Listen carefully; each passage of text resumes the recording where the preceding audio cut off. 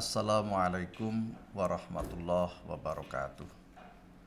Alhamdulillah, wassalatu wassalamu ala rasulillah wa ala alihi wa sahbihi wa mawalah. La haula wa la quwata illa billah. Amma ba'd. Alhamdulillah, bersyukur kehadirat Allah subhanahu wa ta'ala.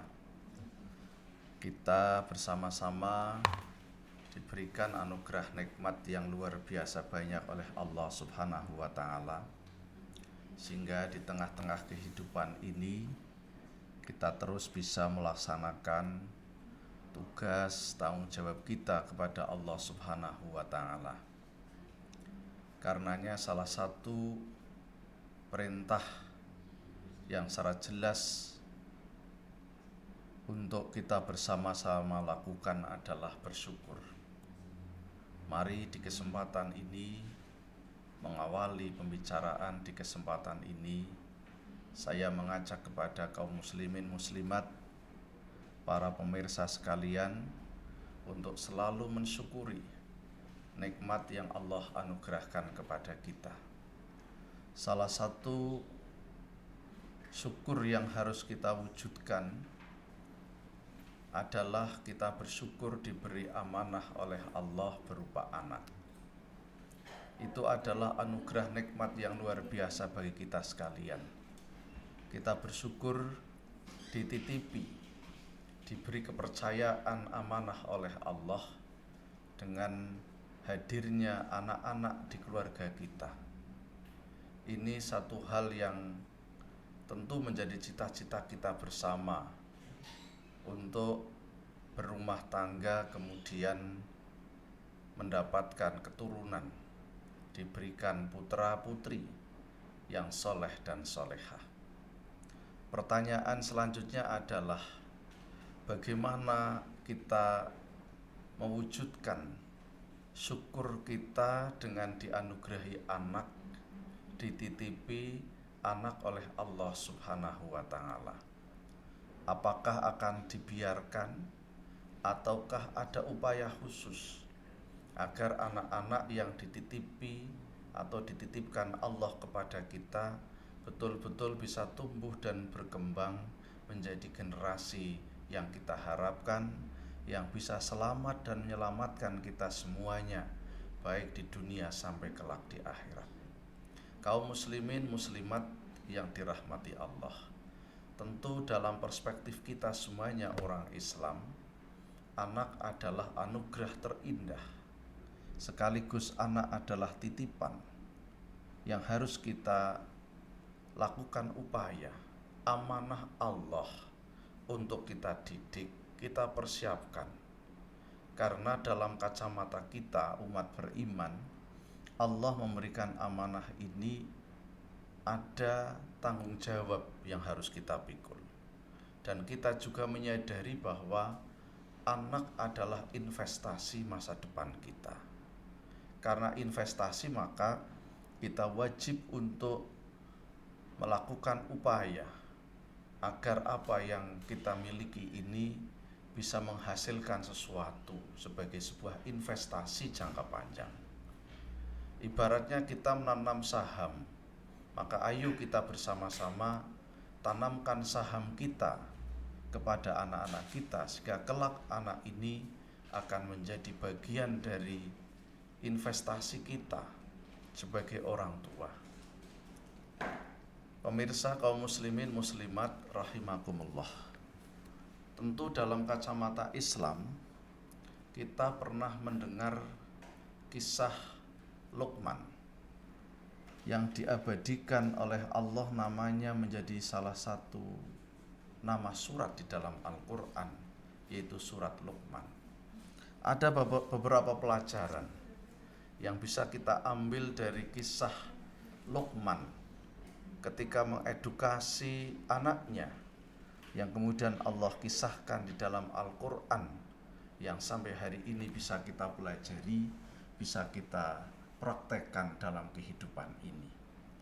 Luqman menurut para mufassir adalah orang soleh, orang yang oleh Allah diberikan al-hikmah, kepahaman, diberikan ilmu, diberikan kelembutan dalam berbicara. Dan Luqman dalam surat Luqman diabadikan dengan kisah-kisah edukatifnya kepada putranya. Oleh karenanya dalam kesempatan ini saya ingin mengajak kepada para pemirsa sekalian untuk kembali mengingat, mengungkap kembali kisah pendidikan Luqman kepada putranya. Yang inti dasarnya kalau kita petakan, bisa kita petakan ada 3 substansi pendidikan yang harus kita kuatkan kepada putra-putri kita generasi masa depan. Yang pertama adalah pendidikan keimanan atau akidah, tauhid. Yang kedua adalah kita perkuat, kita didik anak-anak kita dengan pendidikan akhlak yang mulia. Yang ketiga, Luqman mengajarkan kepada kita untuk menyiapkan putra-putri kita untuk dididik dengan kemampuan beribadah kepada Allah Subhanahu wa taala. Kita bisa lihat mulai dari ayat 13 surat Luqman. A'udzubillahi minasyaitonir rajim. Wa idza qala Luqmanu libnihi wa huwa ya'idhuhu ya bunayya la tusyrik billah innasyirka la dzulmun adzim. Ayat ini berisi pelajaran bagi kita sekalian. Luqman menyampaikan pelajaran kepada anaknya. Wa idza qala Luqmanu libnihi wa huwa ya'idhuhu. Dan ingatlah ketika Luqman berkata kepada anaknya saat memberikan pelajaran, ya bunayya, wahai anakku, la tusyrik billah, jangan kamu sekutukan Allah. Ini secara tekstual sangat jelas perintah untuk jangan menjadi generasi yang melakukan langkah syirik atau menjadi seorang yang musyrik. Jangan menyekutukan Allah. Inna syirka la dzulmun adzim. Sungguhnya syirik itu kezaliman yang sangat besar. Peringatan Luqman ini menguatkan kita. Ayo kita didik anak-anak kita dengan kekuatan keimanan, akidah yang kuat, ketauhidan yang benar. Dari mana kita mendidik mereka? Tentu mulai dari sejak dalam kandungan, ketika lahir perkenalkan kalimah-kalimah la ilaha illallah, tidak ada Tuhan kecuali Allah, tidak ada yang berhak disembah kecuali Allah Subhanahu wa ta'ala. Ini harus kita kuatkan agar anak-anak kita menjadi generasi muslim yang betul-betul ketauhidannya benar dan kuat, akidahnya teguh kuat, tidak mudah rusak terombang-ambing oleh kehidupan ini. Hari ini kita sekalian sangat sadar bahwa persoalan gempuran-gempuran peradaban, gempuran-gempuran kemajuan dunia akan sangat mempengaruhi kekuatan, kekokohan, keimanan kita semuanya.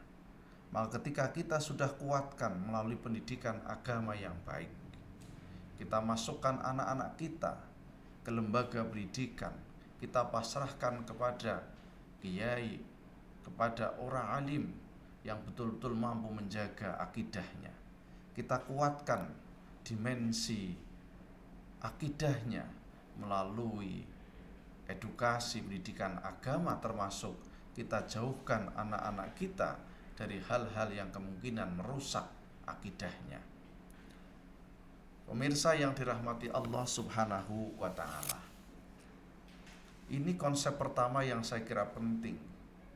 Karena dengan keimanan yang kuat, akidah yang kuat, ini akan menjadi fondamen akan menjadi sesuatu yang mendasar, fondasi bagi kekuatan, kekokohan seorang mukmin di hadapan Allah Subhanahu wa taala, meskipun kita berada dalam gempuran-gempuran kehidupan yang seperti saat ini kita hadapi.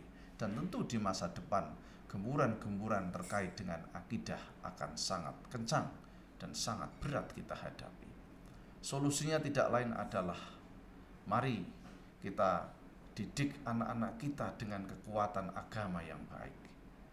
Pahamkan mereka akan substansi kita sebagai seorang mukmin, seorang muslim yang hanya kepada Allah lah kita mengabdi, kita menyembah, hanya kepada Allah lah kita beribadah. Pemirsa yang dirahmati Allah Subhanahu wa taala. Yang kedua adalah dimensi pendidikan akhlak. Luqman di dalam surat Luqman ayat 14 secara jelas Allah berikan wasiat Luqman itu kepada kita. Wa wassaynal insana biwalidayhi hamalatu ummuhu wahnan ala wahni wa fisaluhu fi amaini anishkurli wa liwalidayka ilayyal masir. Ini ayat 14 surat Luqman ini berisi pesan yang luar biasa. Kami perintahkan kepada manusia untuk apa? Biwalidayhi hamalatu ummuhu wahnan ala wahni wa fisalu fi amaini.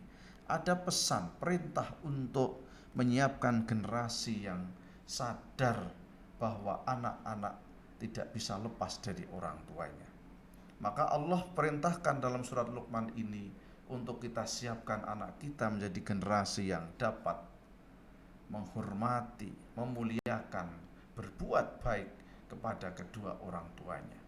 Biwalidayhi, kepada kedua orang tua untuk berbuat baik. Kenapa kok kemudian secara khusus kita perlu pertegas tentang berbuat baik kepada orang tua? Tentu berbuat baik kepada manusia atau kepada orang-orang di sekitar kita, kepada siapapun itu harus. Tapi ayat ini secara khusus menekankan pentingnya kita wariskan semangat untuk selalu taat,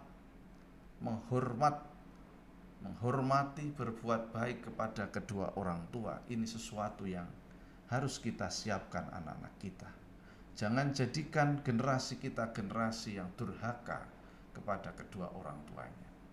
Karena ketika orang tua sebagai simbol kebesaran seorang anak sudah tidak dihargai, sudah tidak dihormati, apalagi kepada orang lain. Ketika orang tua yang melahirkan, yang membesarkan, yang mendidiknya sudah tidak dihargai, dihormati, kelihatannya suatu yang sulit.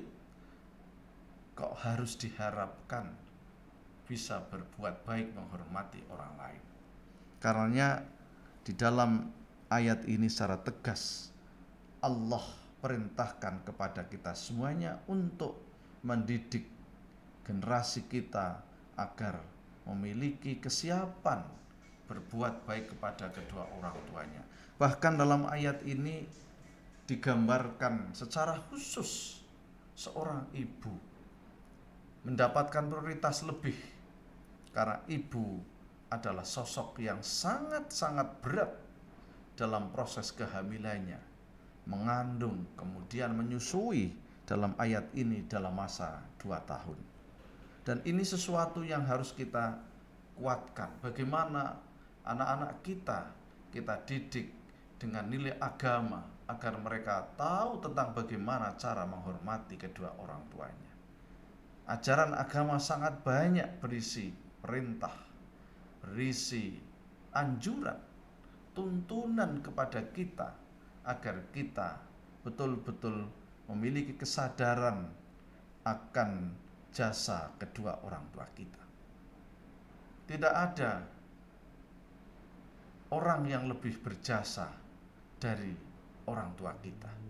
Karena semua yang kita peroleh bersumber dan berawal dari kedua orang tua kita. Mari kita sadarkan diri kita masing-masing. Bagaimana langkah yang sudah kita lakukan, sejauh mana kita sudah melakukan kebaikan itu kepada kedua orang tua kita. Tentu berbuat baik kepada kedua orang tua tidak selamanya dalam konteks mereka masih hidup. Tidak saja hanya mereka ketika kedua orang tua kita masih hidup, tetapi tentu berbuat baik kepada kedua orang tua tatkala mereka juga sudah tiada. Doa-doa kita terus kita panjatkan untuk memohon ampunan, memohon keberkahan, rahmat, kasih sayang Allah kepada kedua orang tua kita.